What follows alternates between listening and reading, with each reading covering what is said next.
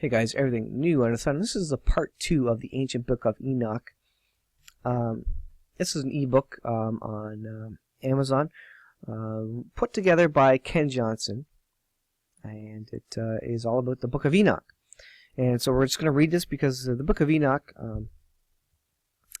basically provides more detail, more definition to what was occurring prior to the flood, and provides more insight apparently than what the Bible speaks of. So the Bible speaks of stuff that happened before the flood that was very significant to the storyline, the timeline, the story of Christ, the history of man. But the Book of Enoch, this gets into a bit more of the details of how the Nephilim came about, and what happened in those days. What were the days of Noah like, as it describes in the Bible? So you can get this ebook off Amazon for about $10. So let's go to the table of contents here. So we did the end time outline, chapters 1 to 5. We're going to take a look at the Watchers, 6 to 16 here, and I'm not going to read through the whole thing. There's a bunch of that I'm going to read through, and then I'm going to stop while I'm reading and just insert points and thoughts about it that come to mind, just to give a bit more detail here. So again, part 2 of the Book of Enoch. Let's get into the Watchers. So this is the Watchers here. I'm going to have to move my screen up a little bit, up and down a little bit. The descent of the 200 angels. It came to pass in those days that the children of men multiplied, and beautiful and fair daughters were born unto them. Now, of course, Adam and Eve were given the instruction to go forth and multiply, cover the face of the earth, and control it, and be stewards of it, basically. The angels, the sons of the heaven, saw and lusted after them, and said to one another, Come, let us choose wives from among the children of men, and beget children. Now, apparently, in this time, the angels had the ability to come, materialize, be like humans, and even have sex with them, apparently. They chose to come down to earth, and apparently there was attraction to the women on earth, and they basically had sex with them. So you have these angels, which have a lot of power, that can go between dimensions, and they have sex with human wives. And the children that come out of these are the mighty men of old. These are the Greek gods. These are the very powerful men that weren't quite angels, couldn't quite go interdimensional, but maybe had like superpowers, if you want to call it that, supernatural abilities. And their leader, Semyaza, said to them, I am afraid that you will not truly agree to do this deed, and I alone will have to pay the penalty of this great sin. They all answered him, saying, this is all the angels, we should all swear to bind ourselves by a mutual oath not to abandon this plan, but to do this thing. So all together they bound themselves by an oath. They chose to go against God. They chose to follow their lust. And the angels, there's no going back for angels. They don't have the death of Jesus Christ. They don't have a sacrifice that they can do to atone for their sin. So these guys are making once in a lifetime, eternity, maybe you want to say that, once in an eternity decision to go against God, God's will, and to do this thing. And they all agreed together to do it. So all together they bound themselves by an oath. There were 200 total that descended in the days of Jared upon Ardis, the summit of Mount Hermon. They called it Mount Hermon because they had sworn and bound themselves by oath upon it.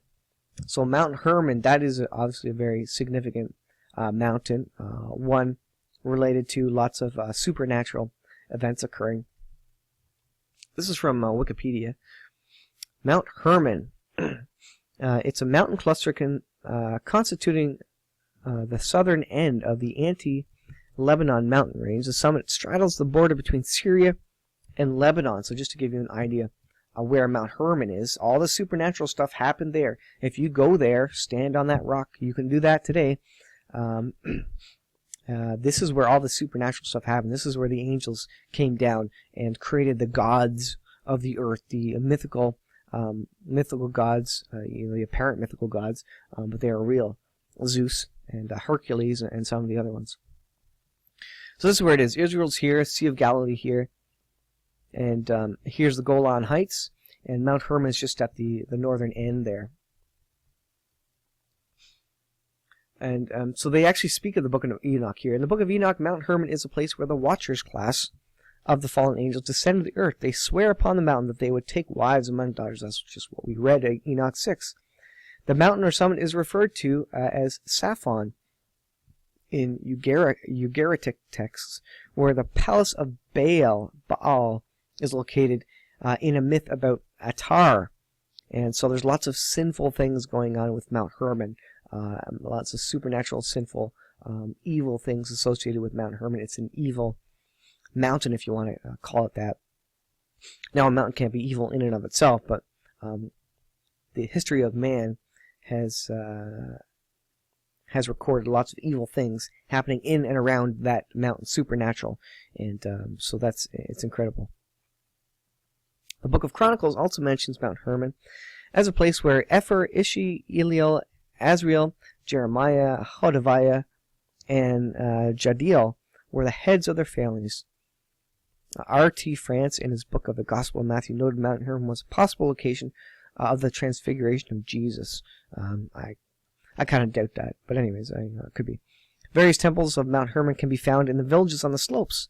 There's a sacred building made of hewn blocks of stone on the summit of Mount Hermon, known as Kas Antar. It is the highest temple of the ancient world and was documented by Sir Charles Warren in 1869. An inscription in limestone stele recovered by Warren from Antar was translated by George Nicholsburg to read, "According to the command of the greatest and holy God, those who take an oath proceed from here."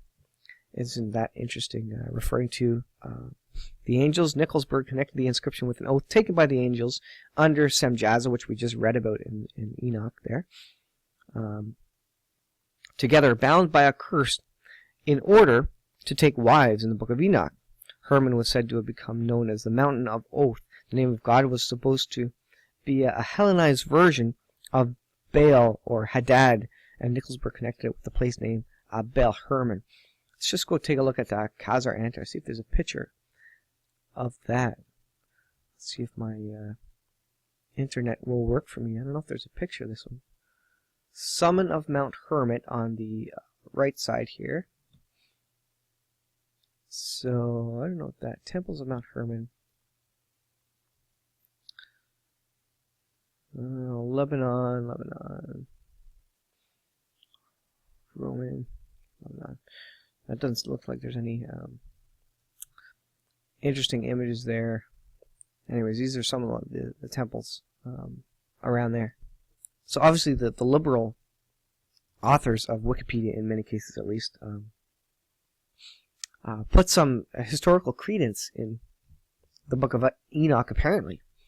I didn't see anywhere where they suggested it was all myth. I wouldn't think they would believe in angels and demons and these sorts of things, but interesting nonetheless. So that's where we're reading. That's where we're reading on. That's where the mountain is. Just to give you some something to picture in your mind about Mount Hermon. These are the names of the leaders. Samaza, the leader. Arakibel, Ramiel, Akabil, Temiel, Ramuel, Danel, Ezekiel, Barakel, Aziel, Amaros, Batrel, Ananel, Zevebi, Samsapil, Satirel, Tirel, Yamiel, Siriel. These leaders led the rest of the 200 angels. And when I read these, I can't help thinking that, there's angels in heaven who are listening to me read these out of the Book of Enoch and recognizing them and just thinking in their heads about the story that happened. And it's incredible when I think about that. Chapter 7 here, giants born. Each of the 200 chose a wife for himself, and they began to go into them, to have sex with them, and to mate with them, and they taught them sorcery, enchantments, and the cutting of roots, and made them acquainted with plants. So the angels had, obviously a whole pile of knowledge, and they started giving the knowledge to humans. Humans apparently didn't have all this knowledge, although Adam would have started with a lot of knowledge. But the angels gave them knowledge that God originally didn't want for humans to have. Basically, that would have probably kept humans a lot safer, prevented a lot of evil in the land, obviously related to sorcery, enchantments. So you look at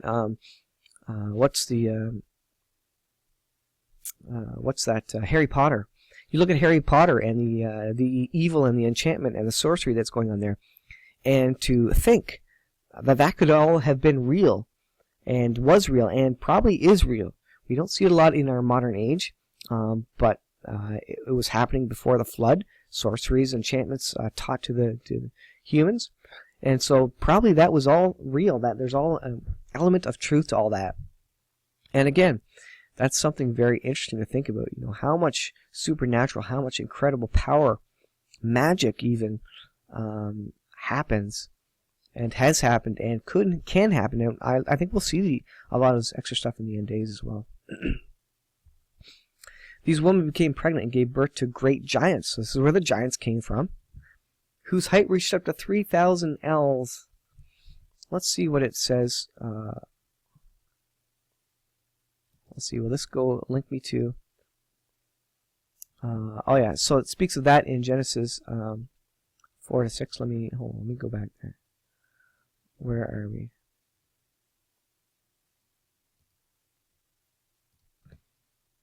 We get back to where we were. And so what did I click on there? XVI, Raphael and Uriel, the Syrian. Alright, let's go back to that. And no, that's not what I wanted.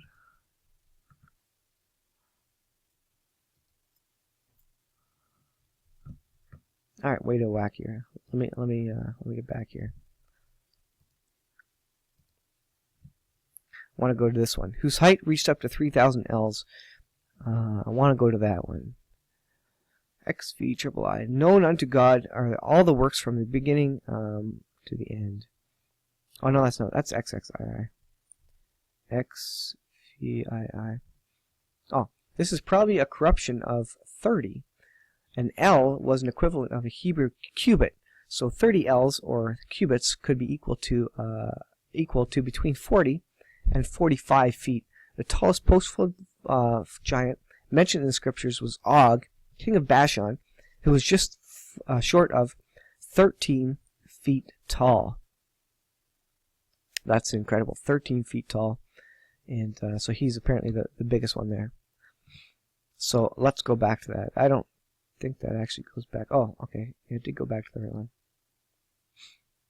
Okay.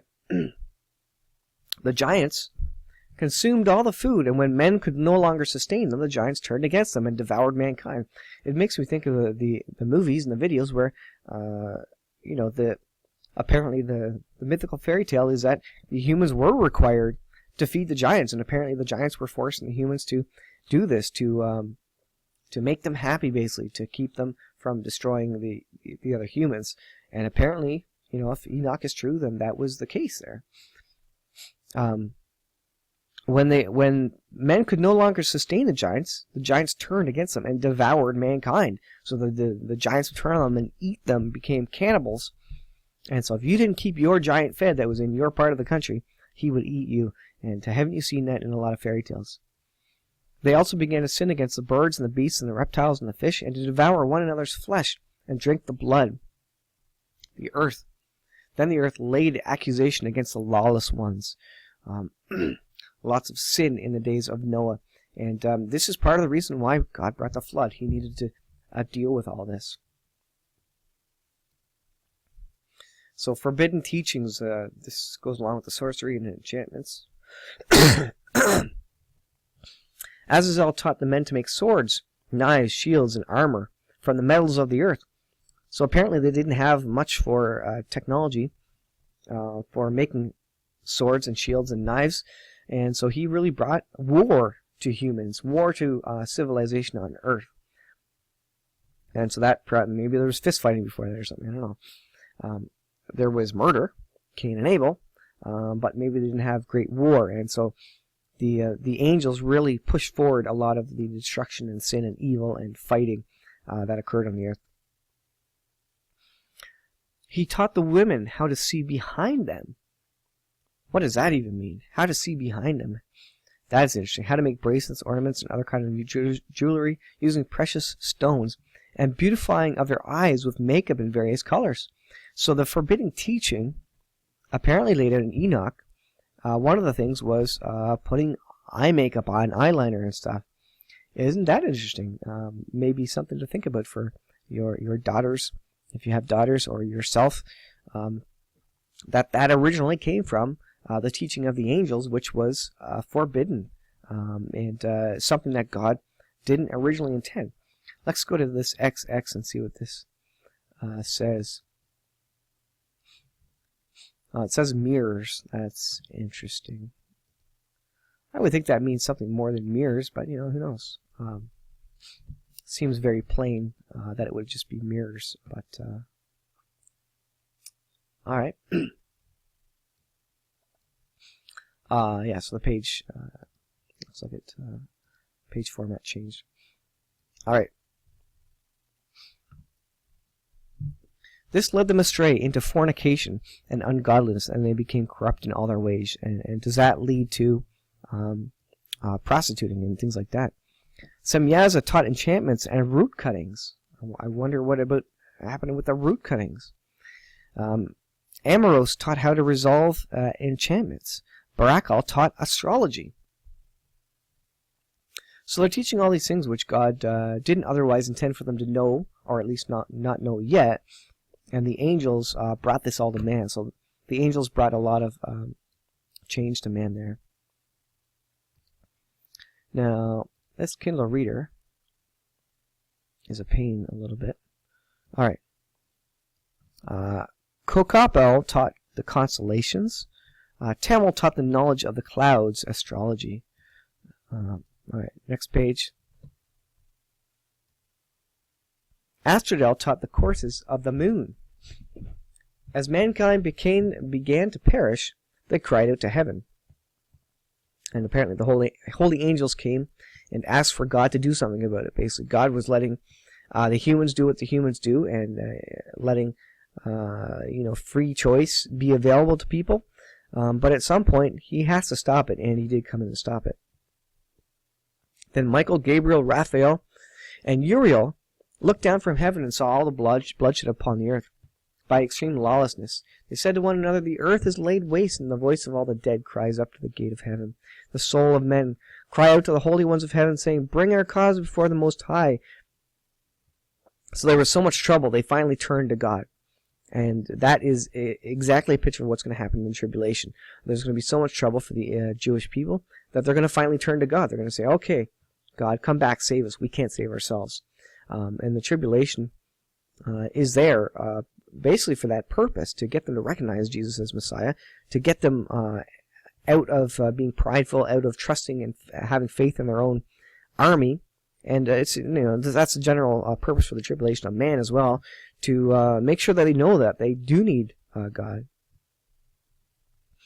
They said to the Lord, the King, Lord of hosts, God of gods, and the King of kings, "The throne of your glory endures throughout all the ages, and your name is holy, glorious, and blessed unto all the ages. You have made all things and have power over all things, and you see all things. Nothing is hidden from you. You see what Azazel has done, teaching unrighteousness on earth and revealing eternal secrets concealed in heaven." So it's interesting to know that we, even in this day and age, have secrets that God originally didn't want us to have, but were revealed by these angels that came down. So that's interesting to ponder, to think about. You see what Azazel had done. Semyaza and those who has authority over have taught sorcery, and they have defiled themselves by sleeping with the daughters of men, and reveals to those women these kinds of sins. These women have begotten giants, and by their children the whole earth has been filled with blood and unrighteousness. Now the souls of the dead are crying out to the gates of heaven because of the lawlessness which has taken place on earth. You know all things before they come to pass. You allow this, but have not told us what we should do to the giants. who are destroying your creation. So God passes judgment here. Then the Most High, the Great and Holy One, said, Uriel, go to the son of Lamech, Noah, and tell him, in my name, hide thyself. Reveal to him the judgment that is approaching.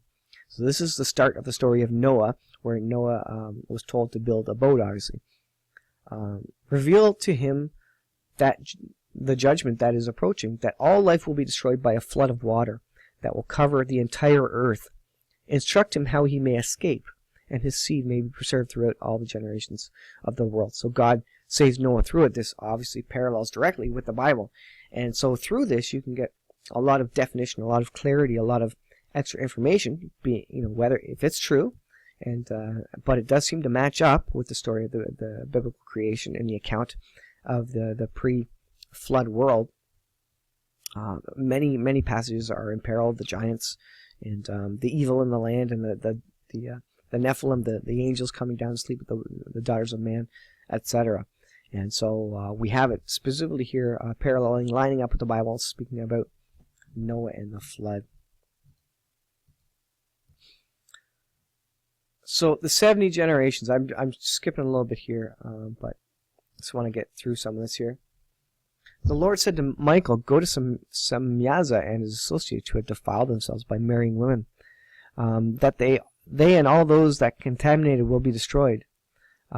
When they have seen their sons slay one another and all the loved ones destroyed, bind them for 70 generations under the valleys of the earth, until the day of their judgment and of the end, and of their end, till their judgment be past for all eternity. In those days they will be led off to the fiery abyss, to the torment and the prison in which they will be confined forever. And whosoever was condemned and destroyed will from thenceforth be bound together with them to the end of all generations.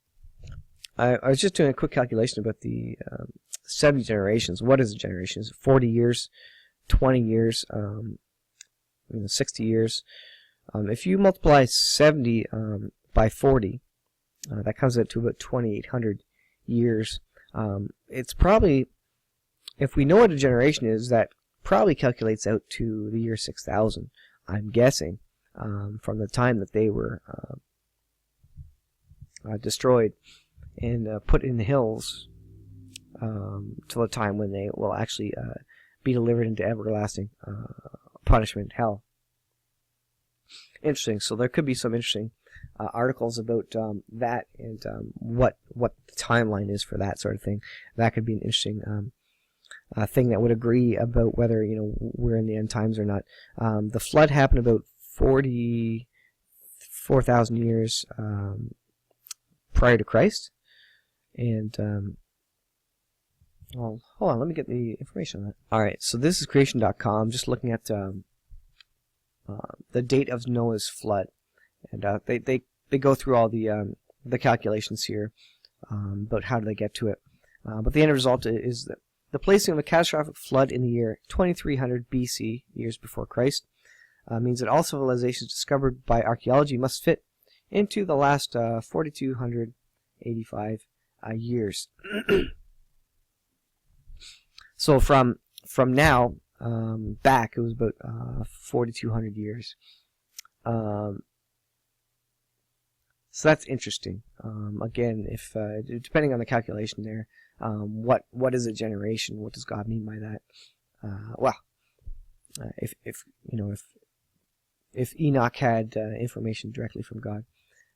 Anyways, interesting speculation. Interesting to look at. So it goes on. Destroy all the spirits of the reprobate and the children of the watchers, because they have oppressed mankind. Destroy all wrong from the face of the earth, and let every evil work come to an end. And then it starts speaking of the millennial reign. And let the plant of righteousness and truth appear, and it will prove a blessing. The works of righteousness will be planted in truth and joy forevermore. Then will all the righteous escape, and live till they could beget 1,000 children. All the days of youth and old age will they complete in peace. So that is referring to apparently the millennial reign of Christ, where there's going to be peace on earth for 1,000 years. Then will the whole earth be tilled in righteousness, and will all be planted with trees and be full of blessing. All desirable trees will be planted on it, and they will plant vines on it. And the vine which they plant will yield wine in abundance, and each seed which is sown will bear 1,000, and each measure of olives will yield 10 presses of oil.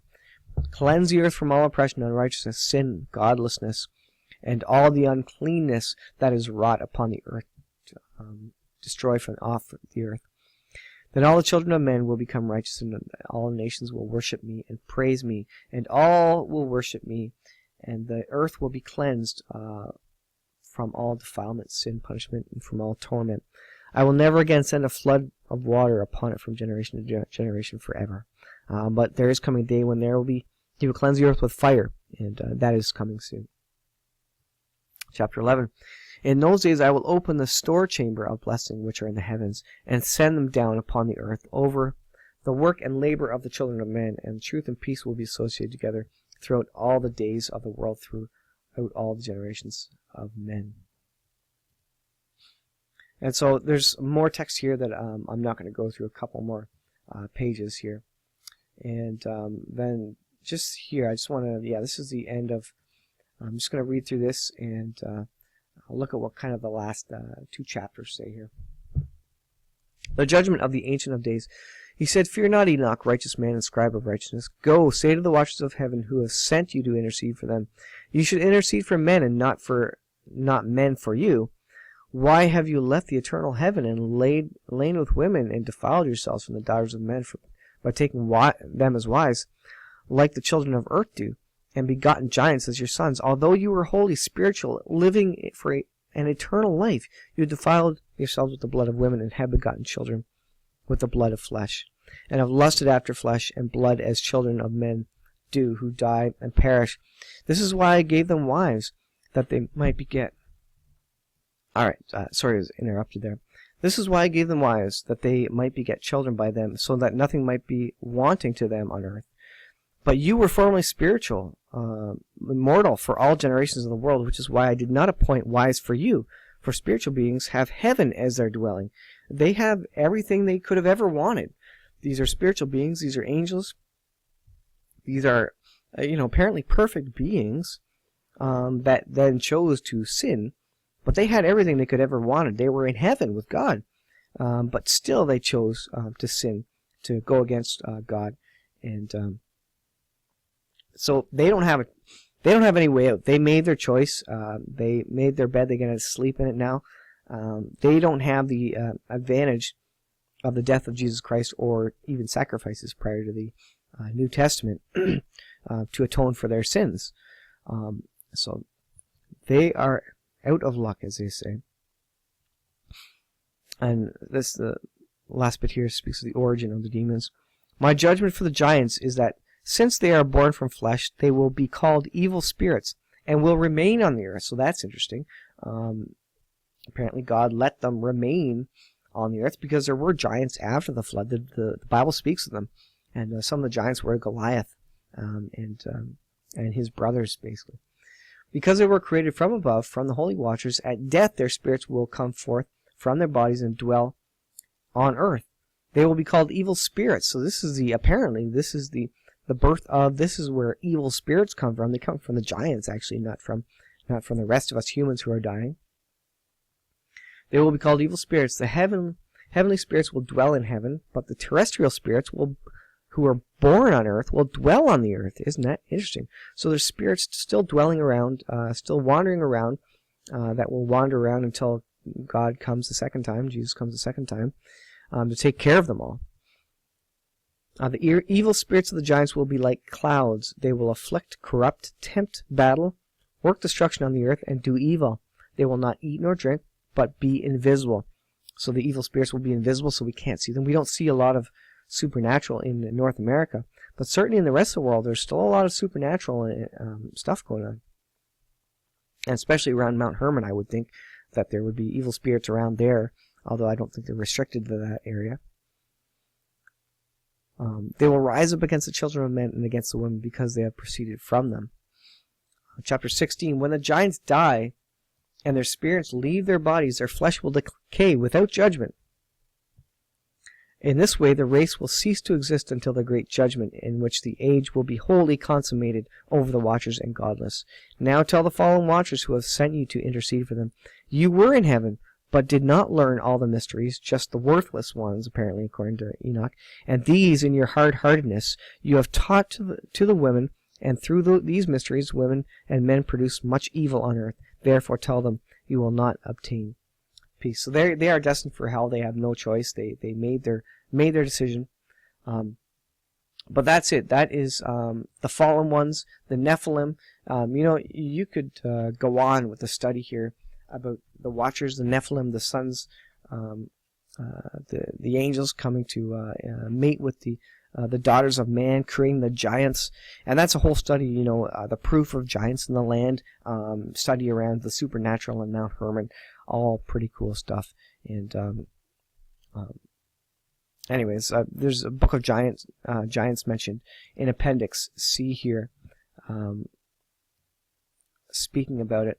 I'm not going to cover this right now, maybe at a later date. I just want to go through there, give some commentary, read over the verses, the chapters there in Enoch, and give you the overview of that. So anyways, we'll leave it there, guys. This is a long enough episode. Thanks for watching, guys, and you can get this book off, this ebook off Amazon. Support Ken Johnson, $10. You can read it, and I'll leave it there. Thanks for watching, and we'll see you guys in the next part 3, I guess, of Enoch.